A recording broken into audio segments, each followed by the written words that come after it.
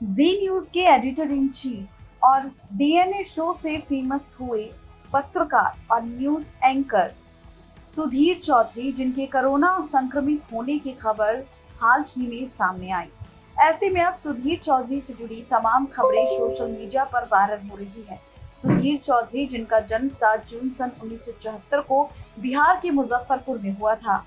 आपको बता दें कि सुधीर चौधरी ने अपनी ग्रेजुएशन की पढ़ाई दिल्ली यूनिवर्सिटी से की थी और अपनी पढ़ाई पूरी करने के बाद उन्होंने मीडिया लाइन में डिप्लोमा भी किया, जिसके बाद उन्होंने कई विवादों में अपना कंट्रीब्यूशन भी दिया। आपको बता दें कि सुधीर चौधरी एक हिंदू परिवार से संबंधित है। उनके परिवार की जानकारी सोशल मीडिया पर ज्यादा नहीं है। आपको बता दें कि सुधीर चौधरी की पत्नी का नाम नीति चौधरी है और सुधीर चौधरी और नीति चौधरी का एक बेटा भी है।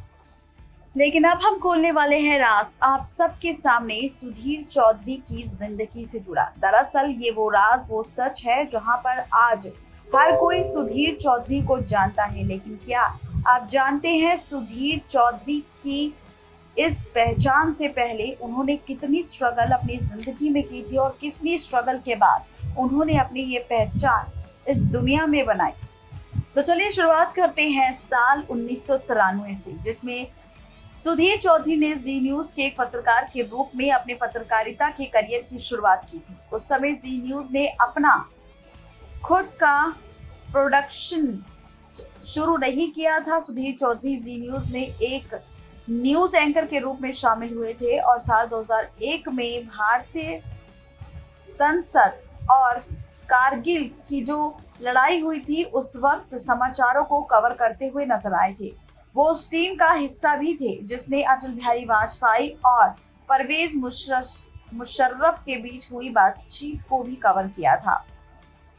साल 2003 में सुधीर चौधरी ने जी न्यूज को इस्तीफा दे दिया था और हिंदी समाचार चैनल सहारा समय में शामिल हो गए थे।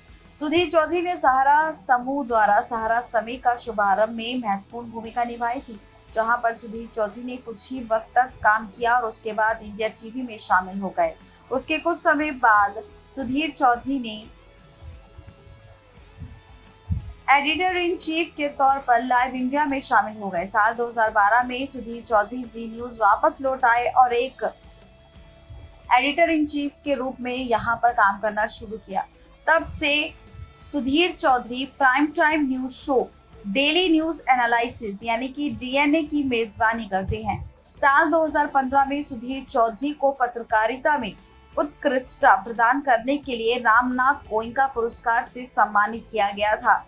यहाँ तक कि सुधीर चौधरी को कई बार बड़े बड़े पॉलिटिशियंस, बॉलीवुड स्टार्स के साथ भी फोटो खिंचवाते हुए देखा गया है। आपको बता दें कि सुधीर चौधरी का जो डीएनए होता है यानी कि डेली न्यूज एनालिसिस, जिसमें हर तरह की खबरें दिखाई जाती हैं और साथ ही उस न्यूज का पूरा एनालिसिस होता है, जिससे कि सामने वाला इंसान उस न्यूज को सिर्फ देखे नहीं बल्कि न्यूज के कड़ी को भी अच्छे से पहचान सके। आपको बता दें कि सुधीर चौधरी कई लोगों के लिए प्रेरणा के तौर पर सामने आते हैं, जो कई लोगों को प्रेरणा देते हैं पत्रकारिता के जगत में अपना नाम और पहचान बनाने की। सुधीर चौधरी काफी ज्यादा फेमस एंकर हैं। तो ये है पूरी खबर, जहां पर सुधीर चौधरी के कोरोना वायरस संक्रमित होने के बाद से उनसे जुड़ी तमाम खबरें सोशल मीडिया पर सामने आ रही है और इस पत्रकारिता जगत में उन्होंने अपना नाम और पहचान बनाने के लिए कितनी मशक्कत की उसका भी खुलासा हमने हमारी इस रिपोर्ट में किया। नेक्स्ट लाइव रश्मि की रिपोर्ट।